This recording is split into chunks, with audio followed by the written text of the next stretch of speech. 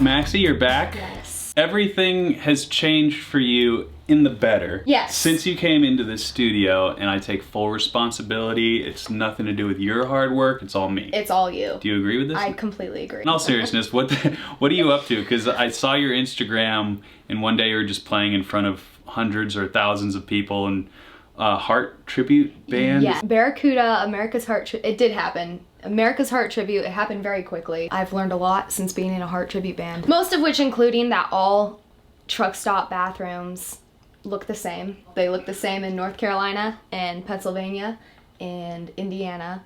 So you've been all over the country, and you had only lived in Nashville when we first convened on my channel. You only lived here for a little while. Yeah. You're in luthier school, you built the telefiddle. I built the telefiddle. There's been so much, there's been a gear change for me, which has been the Kemper. I moved here from Wyoming, and I've played in bars. I've been such a religious tube amp person that when they told me we were going direct, finally got talked into playing a Kemper. Why do you? It's Wait, I know what you're gonna say. You like using it. It's all easy, and then, you know all that.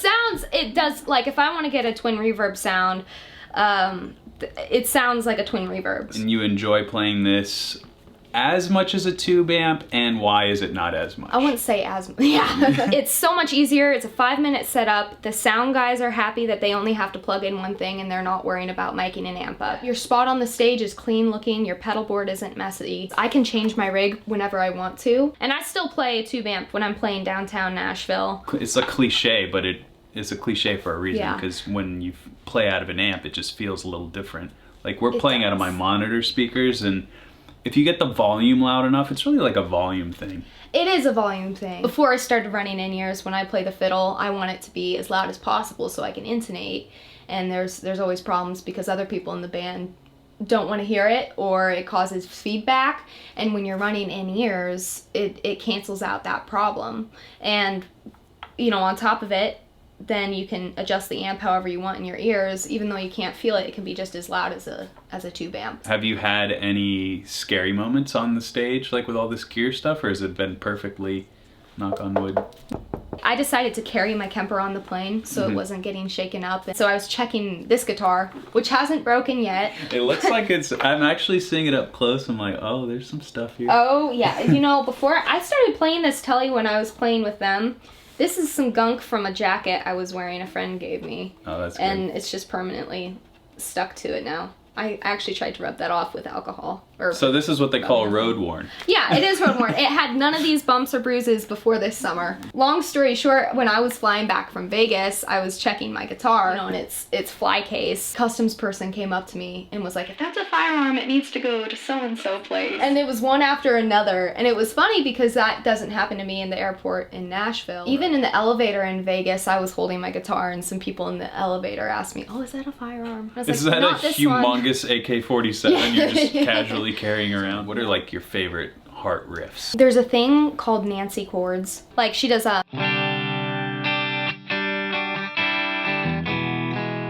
Or obviously like the Crazy on You, rhythmic.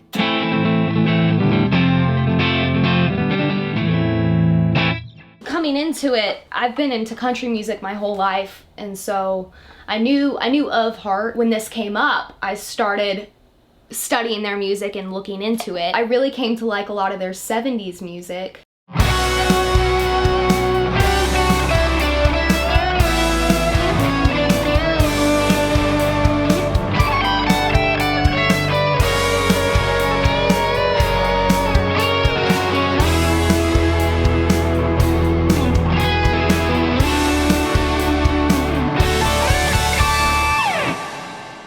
I started getting into their B-side songs, and some of those B-side songs are so rhythmic and percussive, and I honestly like them more than a lot of their big hits, like, you know, Barracuda or Crazy on You or Alone.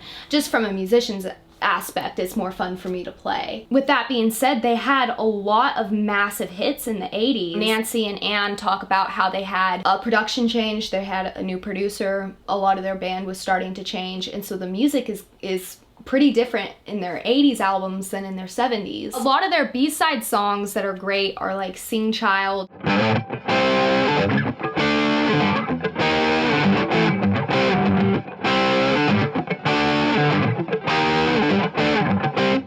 just so rhythmic and crunchy. Yeah. I was watching videos of Nancy Wilson and her moves. She's got some particular Nancy Wilson moves. Like stage moves? Like stage moves. Okay. Yeah. Okay. And when I do them, I almost cringe, but they're Really? Well, you but they're fun. You are playing her. I in the am band. Nancy Wilson.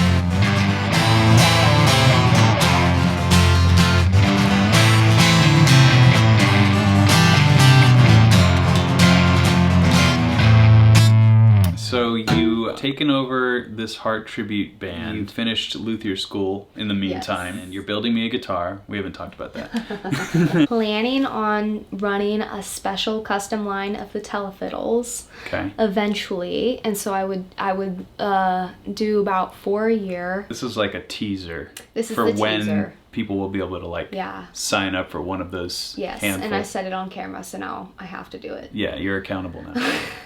All these people, make sure, don't let her get away with not building a few telefiddles. Is it gonna have a like an M on the headstock? Have you thought about the Well, branding? now it is. That would be cool. Yeah, An MW. that'd be pretty cool. sick.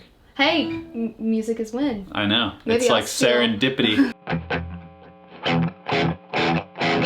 All right, here's how the riff goes.